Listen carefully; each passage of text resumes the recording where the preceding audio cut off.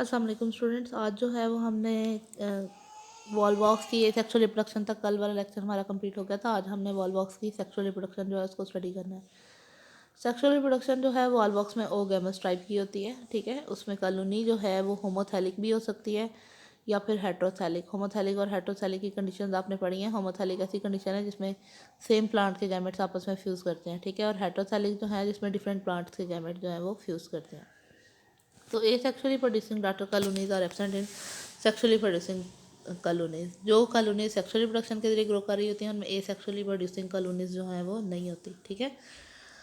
Reproductive cells जो हैं वो गैमेटेंजिया कहलाते हैं। Gametangia are present in the posterior part of the colony. Gametangia जो है रिप्रोडक्टिव सेल्स जो होंगे, ठीक है, वो गैमेटेंजिया कहलाते हैं और गैमेटेंजिया जो है वो कॉलोनी के पोस्टीरियर पार्ट में प्रेजेंट होते हैं। उसके बाद जो है ये गैमेटेंजिया वाले जो सेल हैं ये लार्जर होते हैं वेजिटेटिव सेल से। Gametangia withdraw their flagella.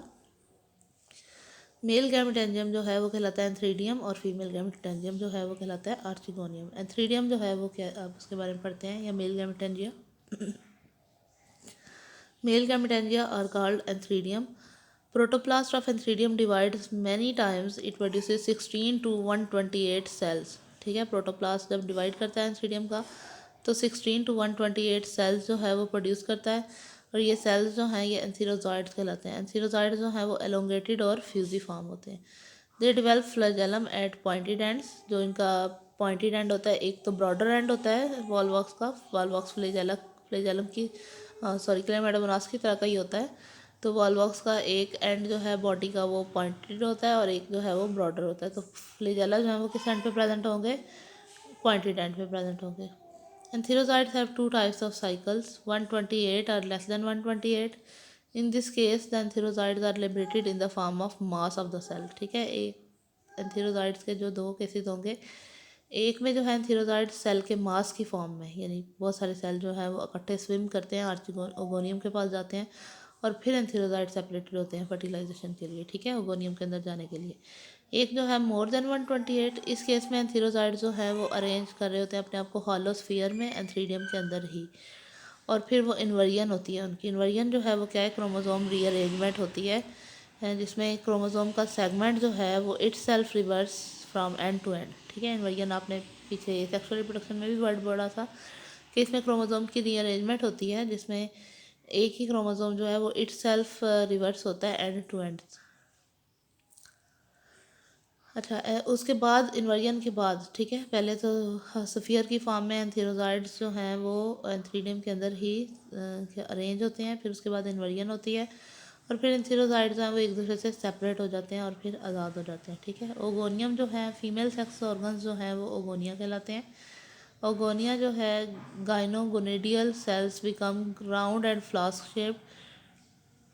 It functions as oogonium directly, ठीक है।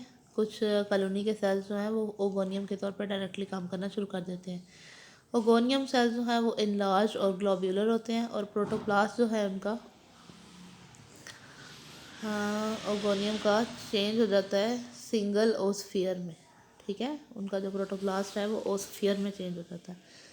फिर उसके बाद क्या होता है, ओस्फियर लार्ज और राउंडेड शेप का मास होता है, उसके पास क्लोरोप्लास्ट होते हैं और पायरेनाइड्स होते हैं। पायरेनाइड्स जो हैं वो large amount of reserve food होती है उनके अंदर। पायरेनाइड क्लोरोप्लास्ट के अंदर जो पायरेनाइड्स बनते हैं ओगोनियम के अंदर, ओगोनियम के सेल्स जो हैं आपके प्रोटोप्लास्ट में वो ओस्फियर बन जाते हैं। ओस्फियर के अंदर प्रोटोप्लास्ट बनते हैं। प्रोटोप्लास्ट के अंदर बहुत सारे पायरेनाइड्स होते हैं, ठीक है। और वो पायरेनाइड्स जो हैं वो क्या करते हैं, फूड स्टोर करते हैं। एग जो है उसके egg develop a beak like protuberance, it is called receptive spot, antherozoids enter through this spot. Egg के अंदर एक बीक कहते हैं चूंच को, ठीक है, चूंच की तरह की एक प्रोटोरियन सी निकलती है जिसको रिसेप्टिव स्पॉट कहते हैं।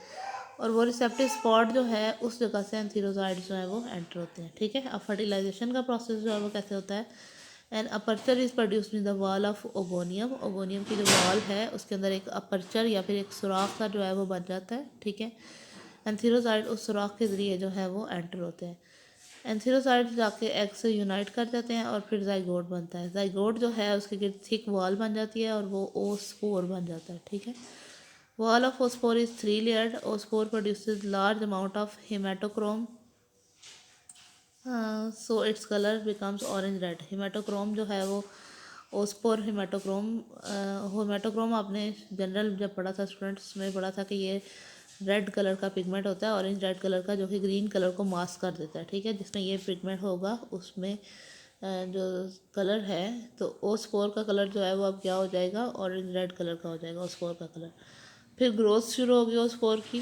Parent body disintegrate and release oospore. ठीक है, फिर पेरेंट बॉडी जिसमें ओस्पोर बन रहा था फर्टिलाइजेशन के बाद बना है, वो डिसइंटीग्रेट हो जाएगी और ओस्पोर रिलीज हो जाएगा। ओस्पोर जो है फेवरेबल कंडीशन में जर्मिनेट करेगा। पहली डिवीजन जो है वो म्यूसिस की है। Oospore has 3 walls, exospore, mesospore and endospore. Exospore और मीजोस्पोर जो हैं वो रप्चर हो जाएंगी। एंडोस्पोर जो है वो प्रोट्रूड आउट करती है वेजिकल की शक्ल में, मतलब बाहर को निकलती है वेजिकल की शक्ल में। Protoplast of oospore migrate into these vesicles. Oospore का जो प्रोटोप्लास्ट है वो वेजिकल्स में मूव कर जाएगा, जो कि उसकी वॉल की वजह से बने हुए हैं। ठीक है, और ये वाला जो प्रोटोप्लास्ट है ये न्यू कॉलोनी बना देगा। Sometimes protoplast of oospore form single large biflagellate zoospore. It ठीक है, अच्छा, समटाइम्स जो है वो ओस्पोर सिंगल लार्ज बाइफ्लैजिलेट जोस्पोर बनाता है, और वो जोस्पोर जो है वो एसेक्सुअली डिवेलप कर जाता है। तो ये वाला जो था स्टूडेंट्स, ये आज का हमारा वॉल्वॉक्स वाला सेक्सुअल रिप्रोडक्शन भी कंप्लीट हुआ। तो आपका क्लोरोफाइटा कंप्लीट हुआ है।